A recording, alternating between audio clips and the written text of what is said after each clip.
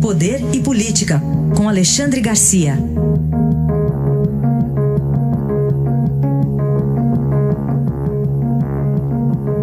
Alexandre, bom dia. Bom dia, Raíssa. Bom dia, Carolina. Bom dia. Bom, segundo consta, ontem foi grande a movimentação, inclusive de aliados. Aí na noite saiu uma nota do Palácio do Planalto. Estamos falando do Twitter do presidente. Pois é, estão falando, mas não tem ninguém no Congresso nessa semana para a gente avaliar qual vai ser a consequência, né? A gente vai ficar sabendo na semana que vem, quando já tiverem passados alguns dias, e eu aposto que não daria em nada. Eu acho que o pior de tudo é a repercussão no exterior, né? Eu vejo que os jornais europeus, Estados Unidos, o New York Times chegou a dizer que deve ter sido revolta do presidente diante da cena e tal, só que não dava para botar uma cena dessas, né? Eu quando vi, olha, sinceramente, eu vi aquilo e pensei, uai, que museu de novo, né? Mas não era. Era a mesma aberração, enfim, essas imagens chocantes. Agora, a imagem do Brasil no exterior, que já é muito ruim, né? Eu lembro de uma vez, numa recepção na Embaixada do Brasil em Washington, que uma senhora de idade, cabelos brancos, me perguntou, mulheres brasileiras, eu pensei que ela estivesse fazendo uma piada. Eu disse, não, minha mãe não. Eu pensei que fosse piada, e não era, ela estava falando sério sobre o conceito que ela tem da, digamos, sexualidade brasileira, né? Tem o caso que são mais conservadores que os nossos veem, né? Aí aparece essa história que deu likes ou imagens no mundo inteiro através das redes sociais, e fica muito ruim para o Brasil. Por isso que o Palácio agora está lá se explicando, né? A consequência foi que a campanha da fraternidade lançada pela CNBB, da Igreja Católica, ficou assim em plano muito secundário, né? E até ironicamente a gente vê o que se destacou e o que não se destacou. É uma pena que aconteçam essas coisas ainda no nosso país. Na sua visão, não seria o caso talvez porque esse Twitter é uma conta pessoal do presidente antes dele ser presidente, né? Seria legal talvez separar as coisas ou fazer uma coisa mais oficial? Eu acho que não dá para separar. O presidente da República, eu lembro certa vez que eu fiz um comentário na Manchete criticando o presidente Figueiredo, que estava comendo chocolate escondido e ele estava proibido de comer. E ele ficou furioso porque eu estava invadindo a intimidade dele, e eu respondi, olha, não existe intimidade do presidente da República. O presidente da República é um homem público. O que diz respeito à saúde pessoal do presidente diz respeito à saúde pessoal, à saúde coletiva do país, à saúde política, à saúde do poder executivo. Então não dá para misturar, não dá para separar, né? As duas coisas são as mesmas, a pessoa e a instituição presidente da República.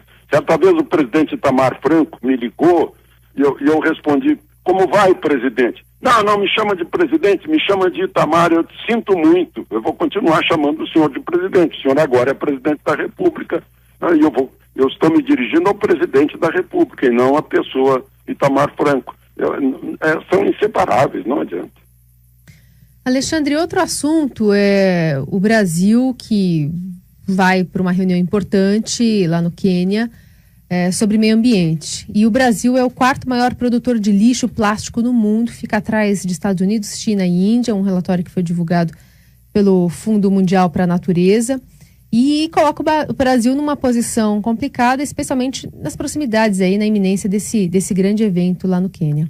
Desculpa, é quarto maior produtor de quê? De lixo plástico do mundo. De plástico? Plástico, fica atrás dos Estados Unidos, China e Índia. É não degradável, demora séculos aí para se degradar.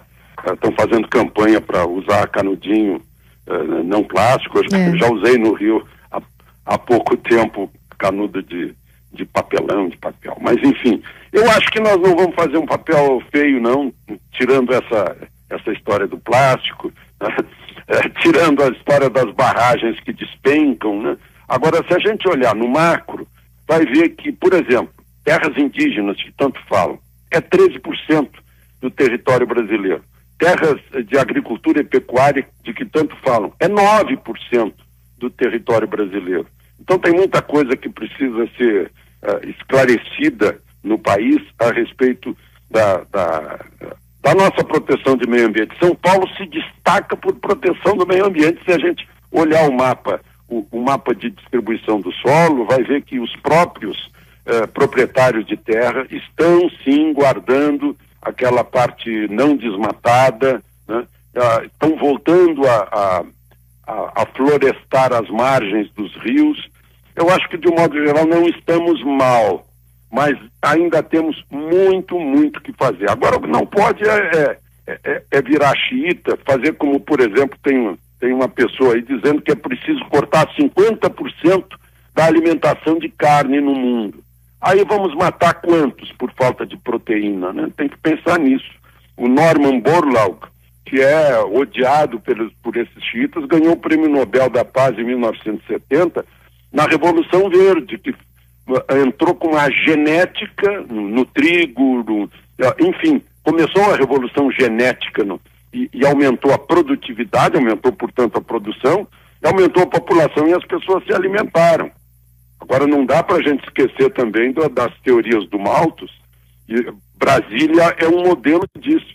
Quanto melhor a qualidade de vida, né, mais atrai pessoas. Aí cresce a população e cai a qualidade de vida. Foi o que aconteceu aqui em Brasília, que está cercada de regiões que são verdadeiras favelas, né? Isso o Brasil vai ter que explicar lá em Nairobi.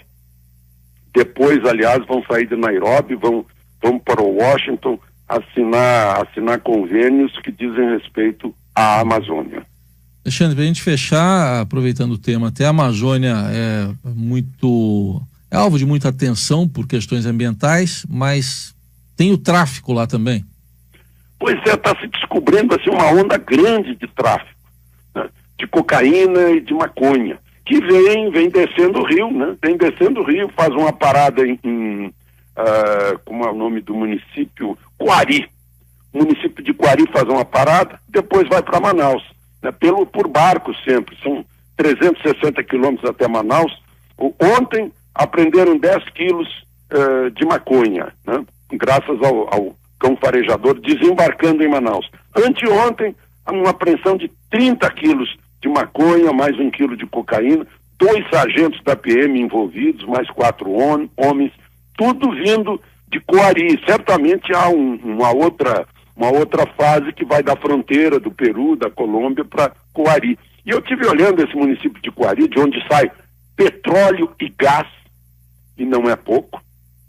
O município, vejam só, um único município do Amazonas, do estado do Amazonas, tem o mesmo tamanho do estado da Paraíba.